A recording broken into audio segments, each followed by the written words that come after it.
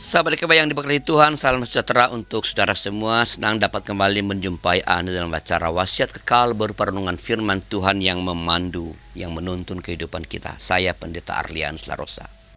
Renungan kita pada hari ini Rabu 1 Juli 2026 ditulis oleh rekan saya Pendeta A.C. Ason dari GKI Halimun Jakarta dengan judul Kecaman Kepedulian, yang dilandaskan pada Injil Matius pasal 11 ayat 20 sampai ayat 24, dan nas yang jadi pusat permenungan kita adalah Matius 11 ayat 20.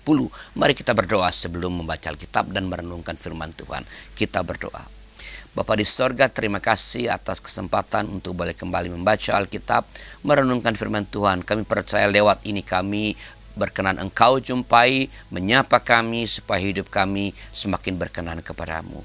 Terima kasih Bapa, dalam nama Tuhan kami Yesus Kristus. Amin.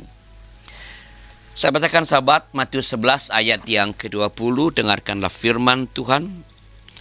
Lalu Yesus mulai mengecam kota-kota yang tidak bertobat, sekalipun di situ ia paling banyak melakukan mukjizat-mukjizatnya.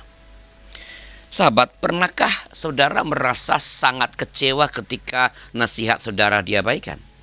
Misalnya ketika seorang teman terus melakukan keburukan meskipun sudah diingatkan berkali-kali, atau ketika seorang anak mengulang-ulang kesalahan yang sama padahal sudah diajari. Rasa kecewa itu wajar. Terkadang kemarahan atau kecaman muncul sebagai bentuk kepedulian. Hal ini bukan berarti membenci, melainkan sebuah harapan akan perubahan. Demikian pula yang dirasakan oleh Yesus ketika ia mengecam kota-kota yang tidak bertobat. Kecaman Yesus merupakan ungkapan kekecewaan sebab meski berbagai mujizat telah dinyatakan di kota-kota tersebut, mereka tidak berubah. Kecaman itu menjadi peringatan keras bahwa dosa sangat berbahaya. Bertahan dalam sikap yang salah sama saja dengan memilih jalan menuju kebinasaan. Membiarkan seseorang terus berada dalam kesalahan tanpa berupaya menegurnya adalah tindakan yang tidak benar. Oleh karena itu, kecaman Yesus merupakan wujud kepedulian yang disampaikan dengan tegas. Sikap mengabaikan kebenaran perlu direspons dengan peringatan dan didikan yang tegas pula. Sahabat, ada kalanya kita membutuhkan teguran bahkan kecaman ketika perilaku kita sudah melampaui batas agar kita mau berubah. Ketika membaca Alkitab dan menemukan panggilan untuk bertobat, janganlah kita menolaknya. Allah mengasihi kita, bukan hanya melalui kelembutan, tetapi juga melalui teguran yang mendidik. Semua itu bertujuan agar hidup kita menjadi lebih baik.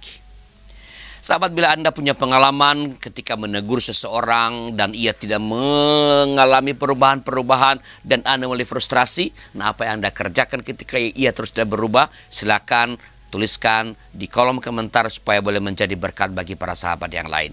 Dan jika ada di antara sahabat yang ingin didoakan, silakan kontak kami dan sampaikan pokok doa saudara melalui nomor 0812-8188-9191 atau hubungi website YKB di www.ykb-media.org.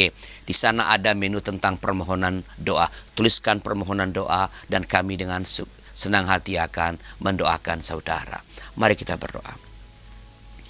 Ya Tuhan, terima kasih atas peringatan-peringatan keras yang memang terkadang kami terima dari Tuhan, untuk membuat kami sadar akan kekeliruan-kekeliruan kami.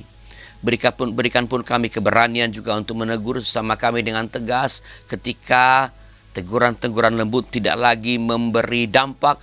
Biarlah ketegasan-ketegasan boleh juga berani dan dengan tulus kami sampaikan, supaya sesama kami yang mengerjakan hal-hal yang keliru dapat bertobat, dapat kembali kepada jalan yang benar. Terima kasih Bapak, kami berdoa bagi para pendidik, para guru-guru di sekolah. Beri mereka hikmat untuk menyampaikan teguran kepada anak-anak didik mereka. Di tengah-tengah sekarang begitu banyak orang tua yang dengan mudah melakukan tuntutan kepada para guru yang berikan teguran-teguran. Biarlah Tuhan memberikan terus hikmat kepada para guru untuk menegur dengan tepat dan tegas. Dan pada saat yang sama berikan hikmat agar semua teguran, semua hukuman yang diberikan adalah dalam rangka perubahan-perubahan anak didik ke arah yang lebih baik. Terima kasih Bapa, berkatilah para guru-guru yang telah Engkau panggil untuk mengajarkan anak-anak, menanamkan disiplin kepada anak-anak, membentuk karakter anak-anak yang Engkau percayakan kepada mereka. Dalam nama Tuhan kami, Yesus Kristus. Amin. Demikian sahabat renungan kita pada hari ini. Jangan lupa subscribe, like, dan bagikan kepada sebanyak mungkin orang. Tuhan memberkati saudara.